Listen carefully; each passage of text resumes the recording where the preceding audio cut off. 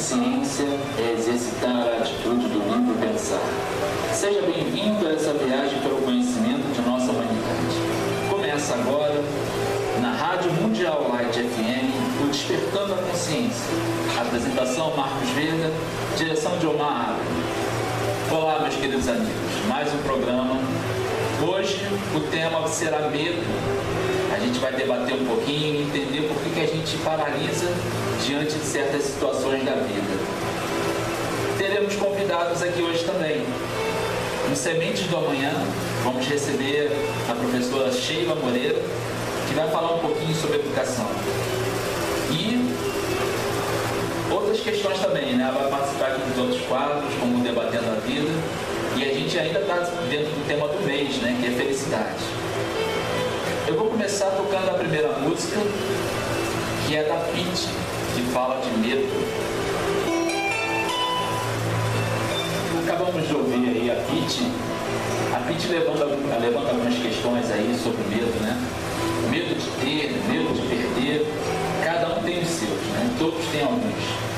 E ela levanta também a questão assim, fisiológica, né? Suando frio, as mãos geladas, o coração dispara. Então o medo está muito ligado também aos nossos instintos. Será que o medo é ruim? Se a gente analisar, a gente vai ver que na natureza ele tem um propósito. A questão é, quando o medo ultrapassa esse limite da natureza e passa a bloquear a sua vida. Quando você não consegue mais agir, tem medo de sair à rua, passa a se trancar, se isolar das pessoas, aí o medo se tornou uma patologia. E é justamente esse que a gente vai analisar. Entender quando ele é saudável, né, que é justamente o instinto ali falando de preservação. Você não vai caminhar na beira de um precipício, você não vai... o medo vai justamente bloquear certas atitudes para preservar a sua vida. Esse é o medo saudável. Agora tem gente também que é viciada em adrenalina. A adrenalina é justamente essa sensação de suando frio, mão gelada, coração disparando. Tem gente viciada nessas sensações. E eles buscam aí os esportes radicais justamente para despertar constantemente essa adrenalina no sangue. A adrenalina, na verdade, ela prepara você para a fuga. Ela concentra o sangue nos músculos e não deixa você pensar muito. Toda a sua preparação ali é para o momento de você fugir ou reagir diante de uma situação de perigo. Agora, quando esse perigo não é real, aí a questão, essa adrenalina não é gasta, ela fica ali, e aí vai gerar uma série de sensações que são características da síndrome de pânico, das fobias, que aí a pessoa passa mal, se tranca, perde a respiração, né? Enfim, ela tem uma série de reações que entra em crise.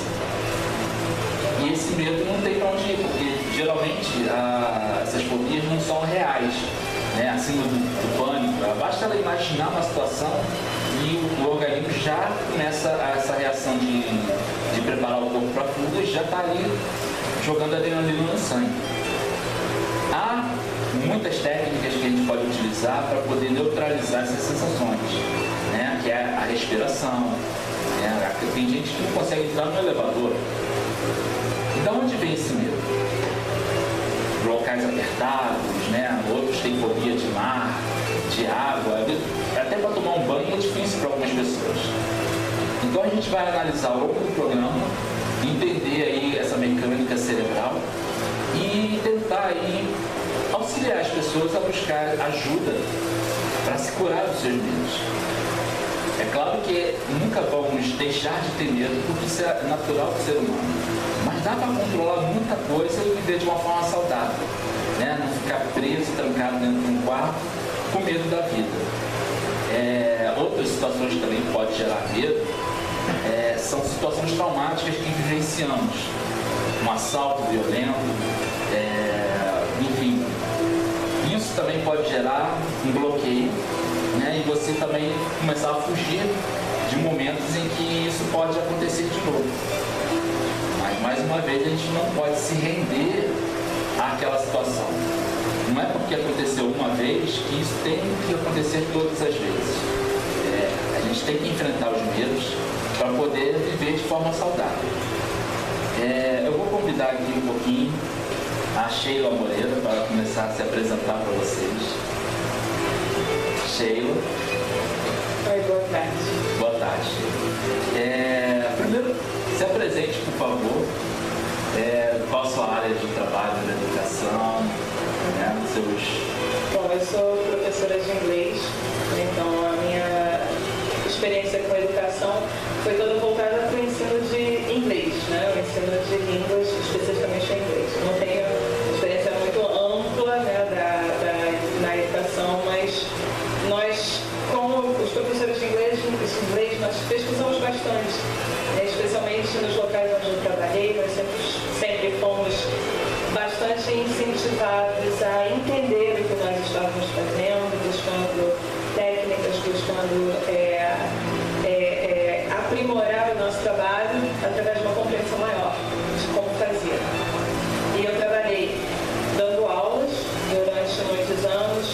Eu também trabalhei depois de um tempo no treinamento de professores e no desenvolvimento de materiais, sempre voltado para crianças pequenas. O trabalho sempre foi direcionado. Dou aula para adultos também, mas esse trabalho mais de estudo e mais de coordenação pedagógica e treinamento foi voltado à criança pequena de 0 a 6 anos. Sheila, primeiro eu vou fazer uma pergunta dentro do programa, dentro do tema do mês, tá? Que foi felicidade, que a gente vem trabalhando. E eu gostaria de saber como a educação pode auxiliar no processo de bem-estar do ser humano, né? A importância disso e sugestões ou ideias e projetos que poderiam ser aí, você está dentro do meio, pode visualizar onde estão pontos falhos, né? Onde há carência de alguma coisa, o que possa ser aí um valor do ser humano é válido a gente comentar aqui. Eu acho que a educação, ela auxilia a inclusão social, né? Então, quando a pessoa não se sente parte de onde ela vive, ela com certeza não é feliz.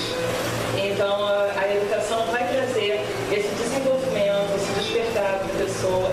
A educação, de uma forma geral, não apenas a escola, mas todo um contexto, né? O crescimento, o desenvolvimento, a aprendizagem, ela tem dois aspectos. Ela tem o biológico e o cultural. Então, a educação ela trabalha dentro do cultural, auxiliando a criança, o jovem, o adulto, a abrir possibilidades, a ter outras possibilidades, a visualizar, a desejar e a se inserir no seu meio cultural. Então, assim, é um imprescindível. Sem dúvida. Uma água, então, fazer alguma pergunta? O tema, então, sobre... Abordando o tema mesmo? Pode ser. Falar sobre um assunto delicado que anda sendo muito veiculado pela imprensa, relacionamento entre alunos e professores, né? Isso ocorre muito, talvez não ocorra contigo no curso de inglês, mas como cidadão nós temos, vamos dizer assim, a opinião formada a respeito. Medo dos professores de rede pública que são enviados às vezes para colégios de áreas de risco e estão sendo agredidos por alunos até em sala de aula. Eu, sinceramente, não tenho fórmula nem para resolver esse assunto e até mesmo difícil encaminhar esse tipo de situação. O que você tem ouvido dentro do meio em relação a isso, Sheila? É um problema muito sério. As pessoas pensam que só nas escolas públicas isso acontece, mas não é verdadeiro. Eu trabalhei em várias escolas particulares com crianças, eu nunca trabalhei em escola com adolescentes e adultos, trabalhei em curso na escola. E eu posso dizer assim, eu mesma já sofri várias vezes violência psicológica, a falta de respeito ao professor. Eu acho que houve uma preocupação muito grande, que é óbvio que a gente tem que ter com respeito ao aluno. mas esqueceu-se do respeito ao professor. Esqueceu-se do respeito da figura do professor na sala de aula, entendeu?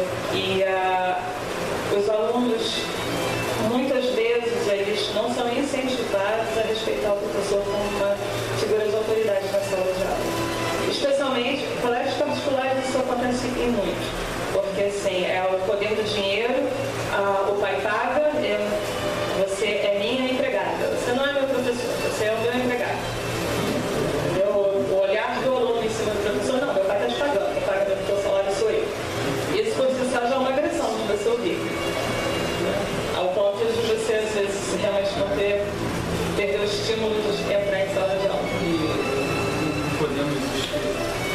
Nós não podemos esquecer que o professor, o educador, ele cumpre uma tarefa complementar. Partimos do pressuposto que a criança recebe a educação dos pais, né? Vem de casa bem orientada e o professor, então, se vê numa situação complicada, porque nos tempos antigos, né, nos tempos que eu estudava, era um respeito, o aluno chegava a sentir até um certo temor do professor. E hoje em dia não existe nenhuma reverência com o professor. O professor, como você falou, o camarada tem que prestar serviço para ele, é considerado praticamente um empregado. E isso ele traz de casa, a noção ele traz de casa. É difícil, então, resolver isso. O que teria que ser feito? Teria uma mudança de perspectiva da sociedade inteira? Eu acho que é um trabalho que a gente tem que construir hoje para colher daqui a uns 15, 20 anos, quando os nossos alunos forem pais e derem educação aos seus filhos dentro de casa. Porque o que a gente percebe hoje em dia é que a família transferiu para a escola a função de educar. O meu filho chega, os filhos chegam em sala de aula sem a menor noção de educação, de respeito, dos seus limites, de nada. E nós, como professores, temos que educar e ensinar. Nós temos que cumprir as duas funções, mas com muitos limites, porque nós não somos pais, nós somos professores, né? Então, assim, eu acho que é uma questão que só vai ser corrigida ao longo do tempo se, a partir de agora, essa geração realmente conseguir assimilar esses valores que foram perdidos nessas últimas gerações que nós estamos vendo. Eu estou vendo também acontecer um sintoma, que a palavra da moda é o bullying, né? Os professores estão sofrendo bullying. Não é só, o bullying agora não é só de aluno para aluno, né? Que é a diferença social, as características físicas do gordinho, do tímido, enfim. Agora, o professor, eu vejo, alguns precisam até de tratamento psicológico para superar certas situações, porque, como eu estava falando, em áreas de risco, é uma coisa ainda mais complicada. Porque às vezes é o filho que está lá, que é o chefão do tráfico, e a ameaça é, se o meu filho não passar, de morte mesmo. Então, essa questão do bullying está gerando pânico. E os professores estão querendo fugir dessas áreas de risco. Ninguém mais quer. Ele fica um jogo de empurra e aí começa a gerar uma carência, né? E aí nós vamos ter uma outra lacuna social de alguns anos, de gerações, sem esse acesso a esse tipo de educação. Mas também quem pode culpar o professor? Eu, como eu falei, eu trabalhei com crianças em escolas particulares, então a minha realidade é muito mais amena do que a realidade dos professores que trabalham no ensino público, em locais onde a violência é muito mais atuante, né? E mesmo assim, eu tive problemas sérios, tive que sair de escolas, eu desmaiei, eu tive que fazer tratamento médico por causa de bullying de alunos, de crianças, mas que tinham todo o respaldo da escola e dos pais contra o professor. Ontem, um desses programas de televisão de grande audiência do público teve um caso de um trabalho, uma bullying sofrido por uma funcionária de uma empresa. Ela teve, por motivos emocionais, estresse, de dia para noite nasceu acne no rosto dela todo, ela teve que entrar em um tratamento longo, né, de dermatologia.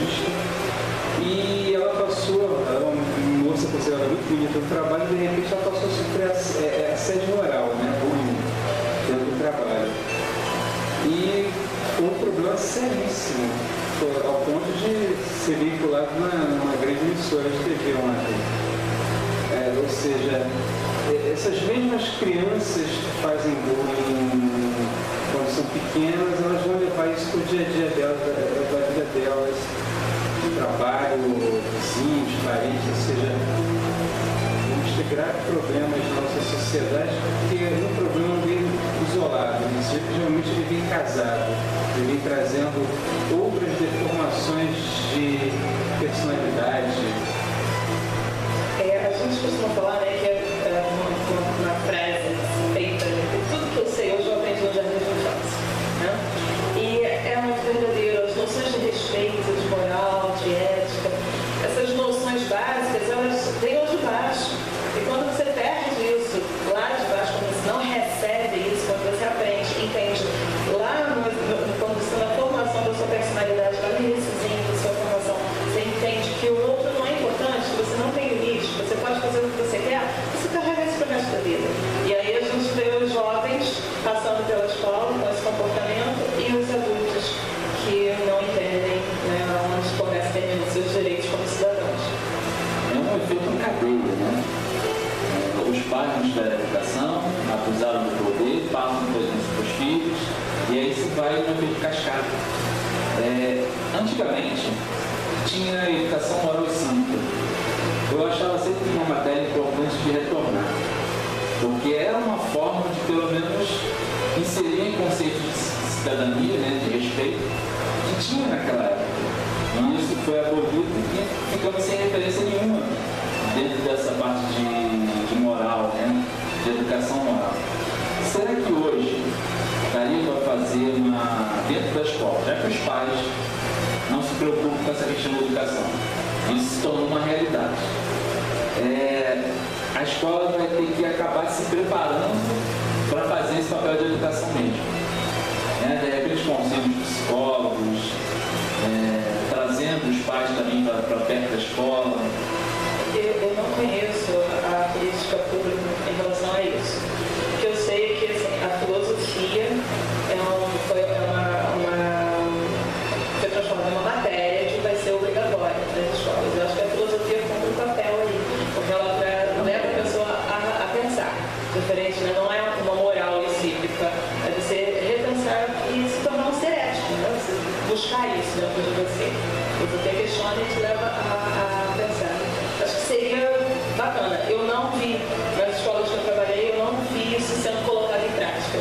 Mas também, como eu já estou afastada da sala de aula já tem algum tempo, eu não posso dizer se realmente está ou não, como anda essa questão da filosofia como obrigatoriedade nas escolas. Mas, a meu ver, seria fantástico. Então, você sofreu bullying, né? E como isso reagiu hoje no seu emocional? Você conseguiu superar esses momentos? Eu gosto muito de trabalhar com crianças, né? Sempre gostei. Então, isso é uma coisa que não se modifica porque você sofre em algum momento qualquer tipo de preconceito, de violência ou qualquer coisa. Mas eu tive reações físicas mesmo. Eu tive que realmente parar naquela escola, que eu não vou citar nomes de lugar nenhum, mas eu tive que realmente parar ali, porque não estava dando para continuar.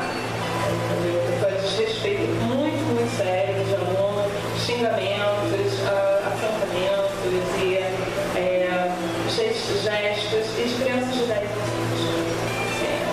Um absurdo total. Ao ponto de eu não conseguir sair de casa para trabalhar, eu desmaiar em casa antes do trabalho. Eu levantava para trabalhar e desmaiar, eu não conseguia sair de casa para trabalhar. Então, nesse momento, eu parei. Com certeza, isso trouxe algum